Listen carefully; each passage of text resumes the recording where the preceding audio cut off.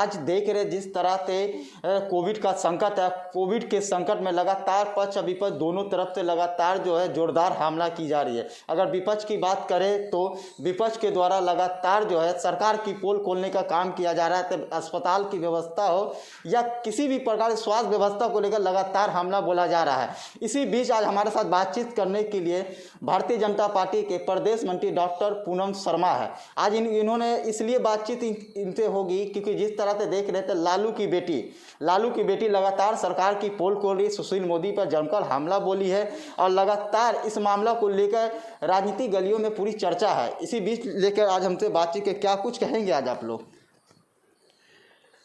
जी नमस्कार। बहुत विकट स्थिति है। अभी के समय में कोरोना का संक्रमण चल रहा है। हम लोग सभी भयभीत हैं, लोगों को बचाने में जुटे हुए हैं। सरकार की बात अगर कही जाए तो सरकार भी अपने दमोखम से हर जगह पर डटी हुई है।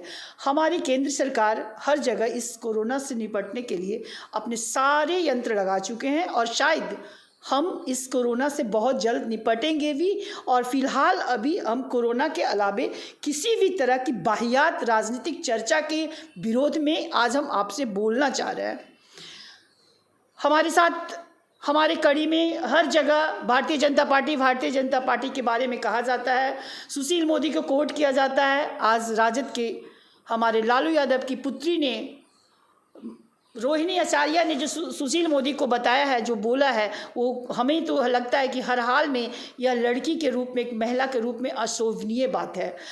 रोहिणी जी को एक बात मालूम होना चाहिए कि जिस पर उन्होंने कटाक्ष किया है, उनकी पूरी बात को बिना समझे हुए उलूल जलूल बातें एक राजनीतिक शख्स के लिए जो हमेशा मर्यादा में रहकर सुशील मोदी जी किसी भी तरह का राजनीति करते हैं, और आज रोहिणी आचार्य उनको उलूल जुलूल शब्दों से नवाजा है। मैं इसके विरोध में हूँ और मैं इस बात से खफा हूँ कि एक महिला का ऐसा नहीं होना चाहिए स्वभाव, एक महिला की ऐसे संस्कार नहीं होना चाहिए जिनके शब्दों में सिर्फ जहर उगलते हों। लेकिन सवाल है, वो तो साफ तौर पे किसी प्रकार की कोई राजनीति वो नहीं कर रही है। उनका कहना यह है कि हम कोई राजनीति उतरना नहीं चाहते, लेकिन आपसी जो हमारे परिवार के बीच अगर इस तरह का टिप्पणी करते हैं तो उसके बारे में वो लगातार बोलेगी। क्या कुछ कहेंगे इस पर आप? देखिए, रोहिणी आचार्य जो है लालू यादव की बेटी, वो कैसे बोलती है कि मैं राजनीति नहीं करती हूँ। अगर राजनीति नहीं करती तो वो चुपचाप बैठे रहती, उन्हें क्या फ़र्क पड़ता है। एक राजनीतिक उप मुख्यमंत्री पूर्व हमारे तेजस्वी यादव और एक हमारे उप मुख्यमंत्री सुशील मोदी जी, और ये दोनों के बीच में अगर कुछ किसी तरह की राजनीतिक बातें हो रही हैं और किसी तरह की कटाक्ष हो रही हैं तो आप सोचिए कि इसमें क्या गलत है। सुशील मोदी ने क्या कहा, मैं बताते चलूँ। जैसा मुझे पता है, उन्होंने कहा कि ये जो लालू के लाल है, जो सरकारी घर में, सरकारी आवास में जिस तरह का अस्पताल का निर्माण का बेदूका ढंग रच रहे हैं, ये क्यों नहीं MBBS पास अपनी बहनों को बुला लेते हैं। तो आप ये बताओ कि अभी के समय में MBBS की ज़रूरत है या नहीं, और अगर वो MBBS नहीं है तभी तो उन्हें इस बात का अखरा है, तभी तो उन्हें इस बात का बुरा लगा है। सुशील मोदी ने कोई मर्यादा को नहीं तोड़ा, उन्होंने बस ये कहा कि कोरोना के समय में तेजस्वी यादव भी अपनी बहनों को बुलाकर क्यों नहीं सेवा दिलवाते हैं। आप बताइए कहाँ से गलत है। आज रोहिणी हर जगह उन्हें कुछ कुछ बोले जा रही है, कभी कहती है कि मैं मुँह थूड़ दूंगी, कभी कहती है कि वो कपड़ा बेचने जाए। हम सभी भारतीय जनता पार्टी के कार्यकर्ता इस चीज़ के विरोध में हैं, और मैं खास करके तो ज़रूर ये बताना चाहूँगी कि भारतीय जनता पार्टी के लिए सुशील मोदी जो मायने रखते हैं, उसके लिए आप सभी को ये समझना होगा कि रोहिणी आचार्य की ये भाषा अमर्यादित है, और हम सभी को खेद है कि एक महिला, एक लड़की होने के नाते महिला के नाम पे भी आज वो शर्मसार कर रही है। लेकिन सवाल है मैडम, तो जिस तरह से आप देख रहे थे, अच्छा लालू यादव जी की तबीयत में एक खराबी है, तबीयत वो अभी जेल से निकल के आए, कहीं ऐसा आप लोग को डायरेक्ट लालू जी पे तो हमला नहीं कर रहे हैं? देखिए, ये बात एकदम गलत है। लालू जी का तबीयत खराब है, लालू जी निकल के आए हैं, लालू जी बेल पर है, लालू जी के लिए हम लोग सभी को सहानुभूति है। एक स्वच्छ राजनीति यही बताता है कि पार्टी जो हो, उनकी तबीयत अगर उनका हालत खराब है तो वहाँ कहीं भी राजनीति न हो।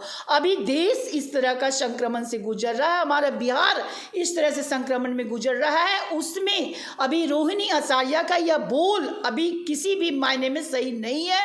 और बिना मतलब बरसात करने वाली जो आदत है उनकी पूरे परिवार की, आज रोहिणी भी वही करने जा रही है।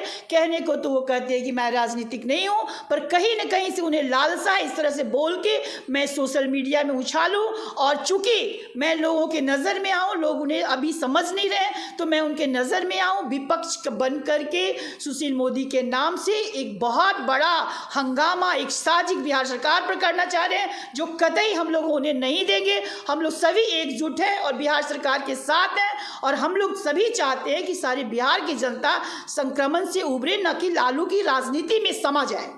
आप कैसे कहते थे लालू की राजनीति है? अगर किसी की बेटी अगर किसी के बारे में लिखती है तो सीधे उसके पिता पे हमला किया जाता, क्यों?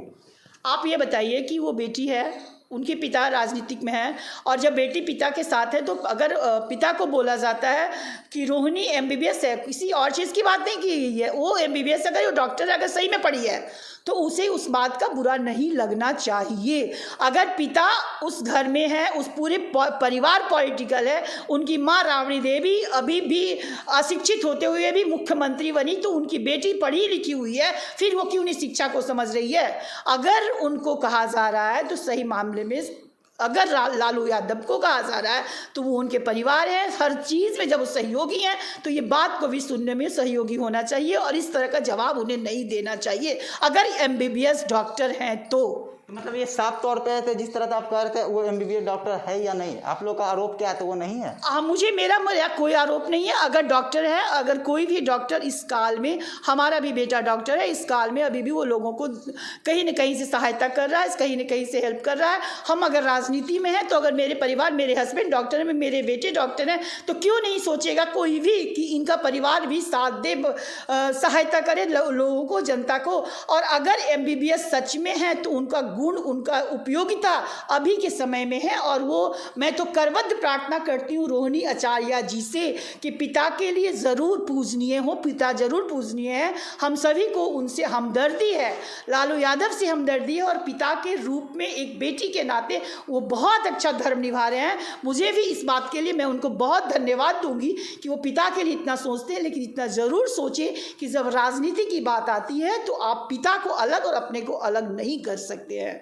तो आप देख रहे थे पूनम शर्मा के द्वारा तमाम मुद्दाओं पे इन्होंने बातचीत की, और इन्होंने साफ तौर पे कही है कि जिस तरह से उनका जो ट्वीट आ रहा है, जिस तरह से वो वादा करे, कहीं ना कहीं उनके ये ट्वीट में राजनीति घुसी हुई है। वो चाहती है कि जनता के बीच बने, विपक्ष में खड़ा हो, इसलिए इस तरह से वो राजनीति षड्यंत्र रच रही है। और वो खुद को जिस तरह से वो कहते थे किसी प्रकार का कोई राजनीति में उनको दिलचस्पी नहीं है, माता पिता परिवार के साथ है, तो इस मुद्दा पे इन्होंने साफ तौर पे कह दिया है तो वो राजनीति में प्रवेश करना चाहती है।